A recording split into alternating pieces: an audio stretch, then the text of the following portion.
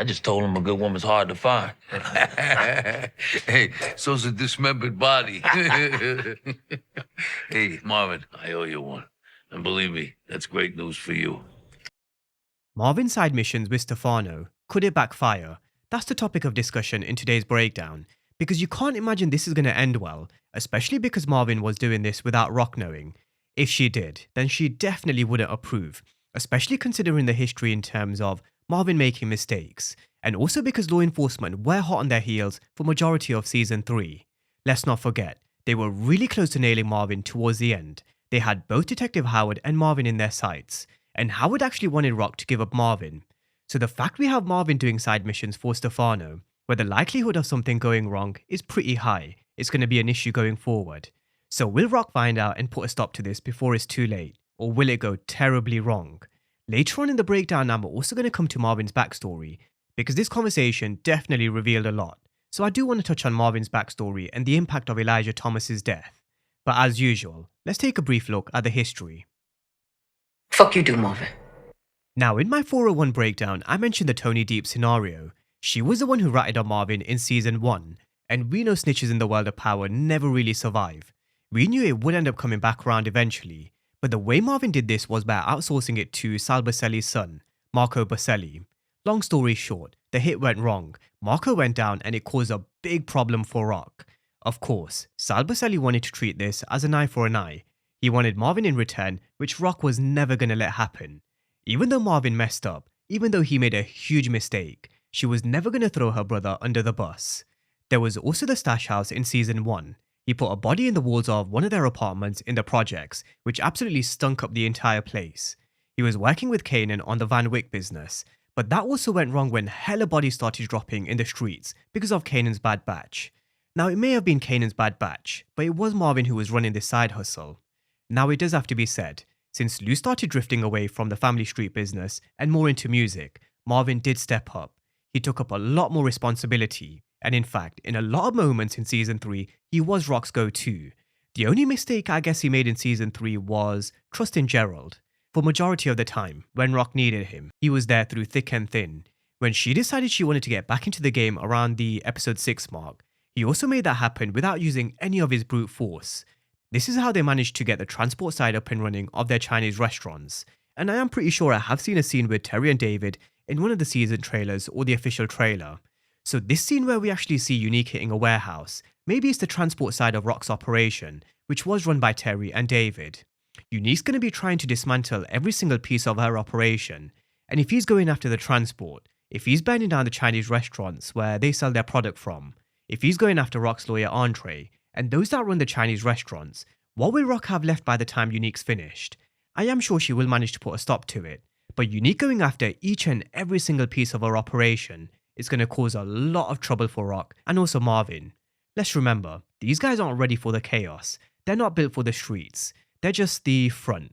So when I was actually putting my notes together for this one, looking at all these scenes again from the trailer and season trailer, I do think it might be Terry and David's transport business, which Rock uses to move a product that Unique seems to be hitting. But on Marvin, sometimes he is able to get things done without using brute force. But let's talk about his move for Stefano. Now, Stefano was really impressed with how Marvin delivered as a mailman in 302, so he had another job for him. His son-in-law Tommaso was disrespecting his daughter Paulette, and he wanted Marvin to give him a good old-fashioned talking to. But the way the Mafia work is quite funny. They definitely find a lot of ways to bend rules, and this was one of them. Now, Marvin did exactly what Stefano asked of him. He put fear into Tommaso, and it does seem like it has worked. He's been set straight. Stefano then mentioned he owes him a favour in return, which isn't always a bad thing. We've all heard from a lot of characters from Lou to Unique talking about favours, and it's never such a bad idea for someone to owe you one.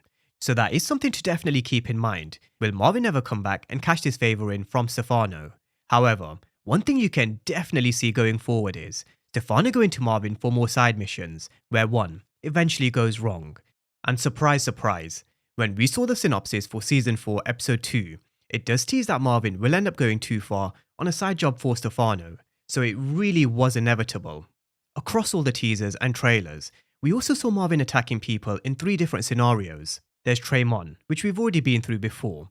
There was this person where we know Marvin definitely pulls the trigger, and more recently we came across this in the season trailer. Not all are probably going to be side missions for Stefano. I do think the Traymon one could be rock pointing and looking at people who could potentially be hitting our operation, but the other two definitely could be. Now we know Marvin is a lot more careful. We saw how he did it with Tommaso. He scoped the situation, followed him, and made sure he got to him when he was alone. This is someone who's also grown a lot since season 1, so he definitely knows how to do this shit because we've seen him do it before. This is what Marvin does because this is what he's built for.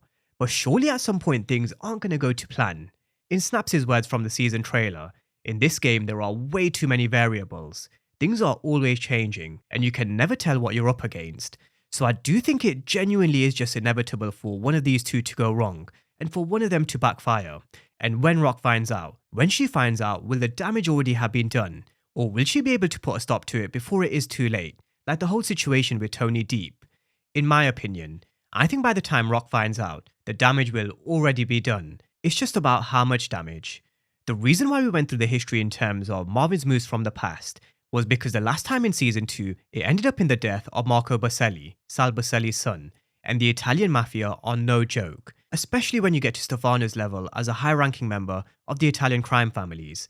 Imagine if something went wrong. Do you really think Stefano would take the blame? No chance. Definitely not. No chance. It definitely won't be like how Rock had Marvin's back in season 2 with the situation with Marco Boselli. I'm sure Stefano and the Mafia will have no problem in throwing Marvin under the bus.